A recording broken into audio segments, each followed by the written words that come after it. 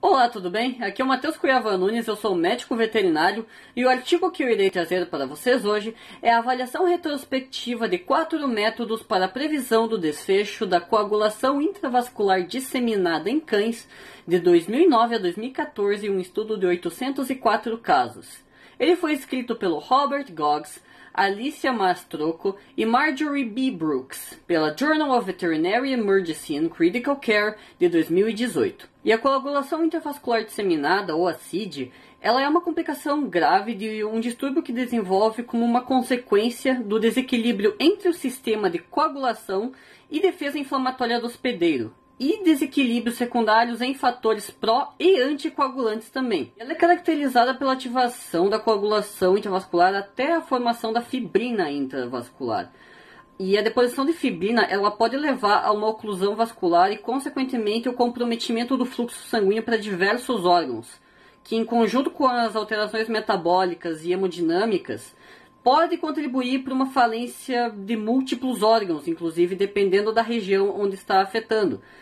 E soma isso ao consumo de plaquetas e de fator de coagulação, pode resultar inclusive numa hemorragia. E o corpo ele tem diversos mediadores endoteliais que acabam ajudando na parte de controlar a hemorragia, a homeostasia, a coagulação, e são dos mais diversos tipos, são anticoagulantes, procoagulantes, de reparo vascular, e todos eles são divididos em diferentes categorias. Então, seria necessário até mesmo um vídeo só para falar de cada um desses, inclusive a cascata de coagulação, que já tem algumas aulas, inclusive por aí, explicando como que funciona, ou qualquer um dos mediadores. De qualquer maneira, eu não vou conseguir abordar todos eles nesse vídeo, mas eles são todos muito importantes, cada um qual a sua maneira, para contribuir para a hemostasia do corpo e para os fatores de coagulação funcionarem. E o estudo que eu estou falando aqui, ele teve como objetivo avaliar e comparar o valor prognóstico do Sistema de Pontuação CID pela Sociedade Internacional sobre Trombose e Homeostasia, que é o ISTH, e o Sistema de Pontuação Veterinária publicado em estudos anteriores, em uma população de cães onde eles teriam um risco para ocorrer a CID.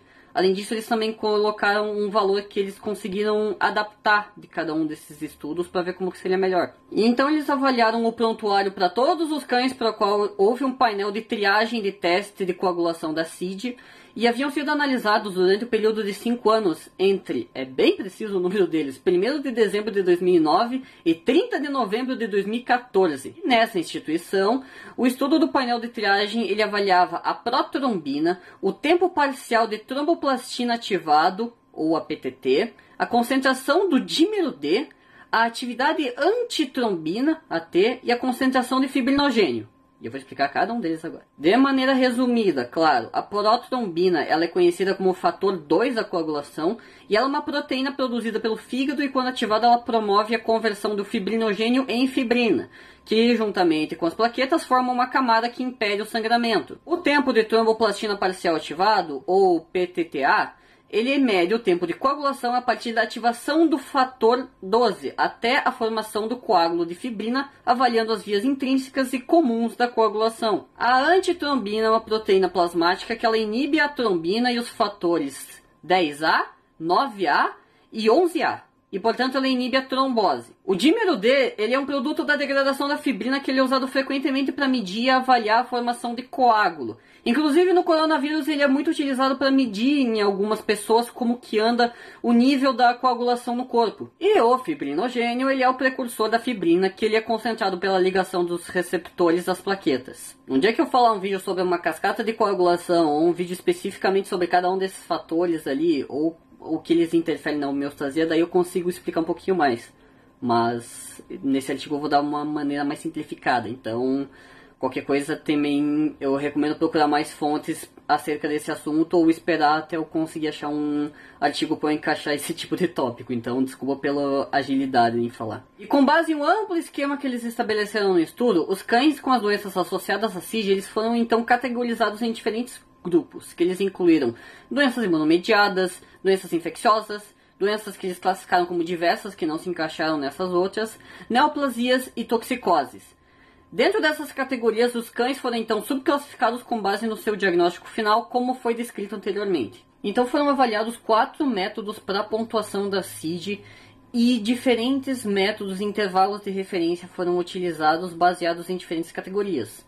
Uma foi com os valores da instituição de ensino que estava sendo realizado o estudo, os outros foi com base no ISTH, que ele é adaptado da medicina humana, inclusive esse do ISTH ele não é um consenso mundial ainda como padrão ouro na medicina humana. Ele tentou procurar esse padrão ouro na medicina veterinária, só que nem mesmo ali na medicina humana, pelo que diz o artigo, existe isso, pelo fato de ainda ter umas revistas japonesas que publicaram outras medidas com outros intervalos de referência e outros tipos de medida que poderiam diferenciar com a CID e poderiam ser melhor ou pior em determinados quesitos do prognóstico. Então ele tentou usar do ISTH, até no final ele menciona que se alguém pudesse ver em comparação com a revista japonesa seria interessante. Além disso, também ele utilizou um método de Wimberg, que ele foi adaptado à veterinária, e um método que ele comparou da instituição de ensino com o de Wimberg. E assim, no total, 804 cães eles foram incluídos nesse estudo, com 103 raças diferentes. A que teve o maior número de animais foram as raças SRD, raça mista, com 165 cães. E as 3 raças, além dessa, que foram as mais representadas no estudo, foram o Labrador, que tiveram 81 casos, os Golden Retriever, que tiveram 41, e os Pastor Alemão, com 27 cães. A média de idade deles foi de mais ou menos uns 8 anos, e o sexo deles e a castração, eles geralmente eram muito parecidos, com 405 machos, dos quais 339 eles eram castrados, e 399 fêmeas, das quais 347 elas eram castradas. Dentre todos esses cães, a coagulação de plaqueta e o resultado da coagulação do painel de triagem que eles utilizaram para a CID, eles estão resumidos na tabela 2, que daí inclusive está separado por cada uma das categorias que foram separadas dos animais, sendo que os que tiveram maior índice de mortalidade, como até esperado, foram os que tiveram doenças neoplásicas e doenças associadas à infecção também. E as variáveis de coagulação para os cães individualmente em cada uma dessas categorias estão divididos inclusive na tabela 3, de acordo com os valores de referência.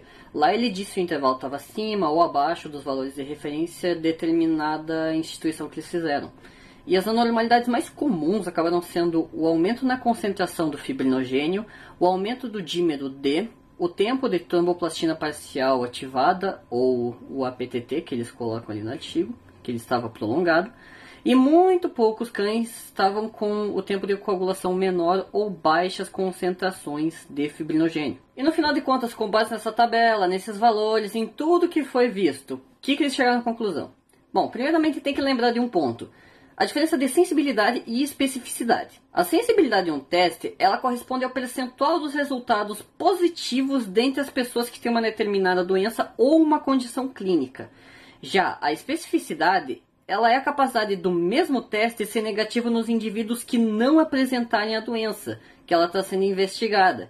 E por que isso é tão importante? Porque no final de contas, se um teste ele tiver 100% em uma e na outra, ele é um teste que só vai ter 2 resultados, ou positivo ou negativo. Quando não existe algo nesse ponto, ele pode ter muito mais chance de ter um falso positivo e um falso negativo. O que, dependendo do caso, pode ser muito complicado de se resolver. Para quem atua nessa área, sabe que é difícil ter um teste que tem 100% de ambos. Muitas vezes acabam ocorrendo falsos positivos e falsos negativos em cada um dos testes, e isso é bem difícil na área diagnóstica de se fazer.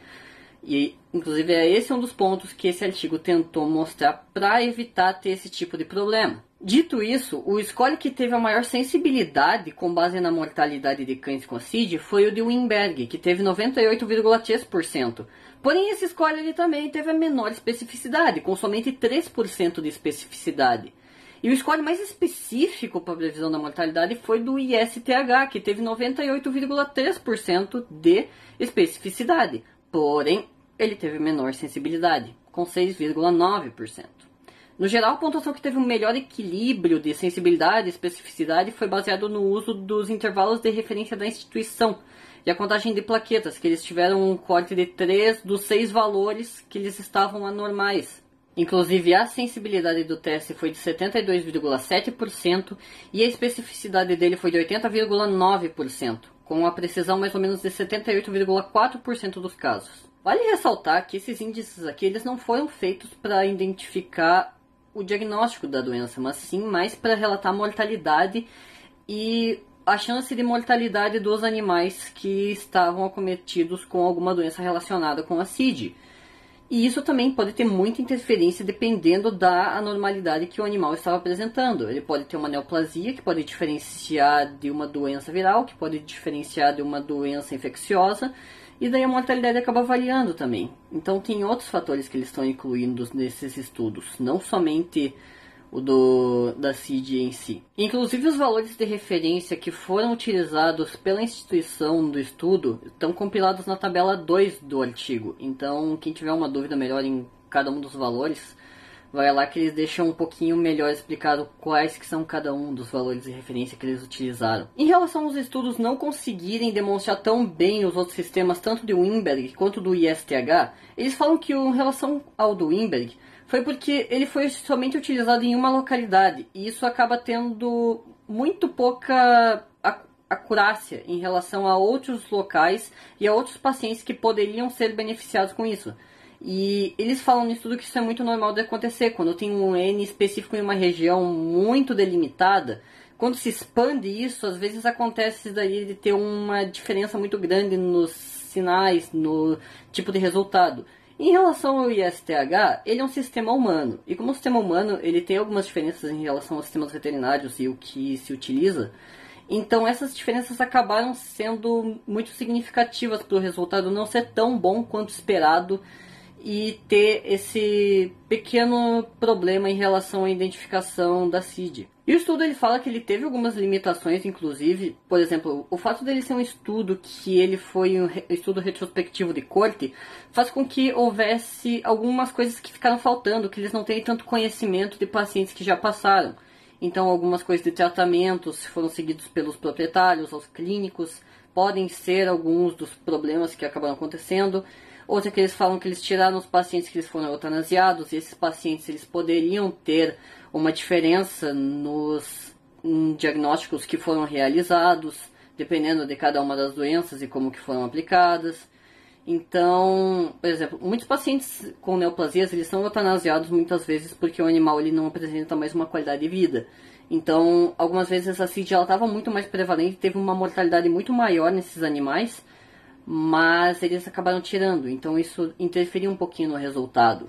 Então com isso eles falam que talvez, dependendo de como que fosse medido isso no futuro em outros estudos complementares, pode ter uma leve discordância dos valores que foram medidos. E em resumo, o presente estudo demonstra que os cães em condições com doenças reconhecidas como os possíveis gatilhos da CID, eles acabaram tendo maior especificidade em determinada mortalidade quando eles utilizaram os intervalos de referência propostos pela instituição de estudo que eles viram, especialmente o uso de um corte de 3 ou mais valores anormais, dos valores que seriam do tempo de protrombina, o PT, o tempo parcial de tromboplastina ativado, o APTT, a concentração do dímero D, a ativação de antitrombina, o AT, e a concentração de fibrinogênio. Sendo então muito bom para determinar a mortalidade dos animais e também um método melhor para a identificação da CID na prática dos estudos clínicos e nos estudos da CID em geral, melhor até do que o ISTH e os anteriormente citados na veterinária por Weinberg. Porém, ainda com a possibilidade de mudanças, com eventuais estudos sendo realizados pelas instituições em comparação com os estudos japoneses anteriormente citados. Então ainda tem algumas coisas que podem ser mudadas, algumas coisas que podem ser determinadas, e às vezes não necessariamente esse é o padrão ouro que pode ser utilizado pelas instituições, mas pode ser inclusive um dos predecessores do que pode vir a ser um padrão ouro para a identificação da CID nos animais. Então era isso, muito obrigado para quem assistiu esse vídeo. Se você gostou, dá um gostei aqui embaixo, comenta alguma sugestão que você possa ter para mim. Críticas, sugestões são sempre bem-vindas. Lembrando que esse vídeo é apenas um recorte de um tema sempre mais complexo, então tanto do artigo quanto desse tema em geral, tem muito mais informações complementares que elas podem ser inclusive ditas no futuro em algum outro vídeo. Então se alguém tiver alguma sugestão de um tema, pode mandar inclusive na minha DM que ela tá aberta e tá tranquilo para conseguir receber. E também lembra de seguir a página, artigos.vet. Ela tá quase chegando a 100. Então, se eu conseguir chegar a pelo menos 3 dígitos, vou ficar feliz. Então era isso, muito obrigado a todos. E até o próximo artigo. Tchau.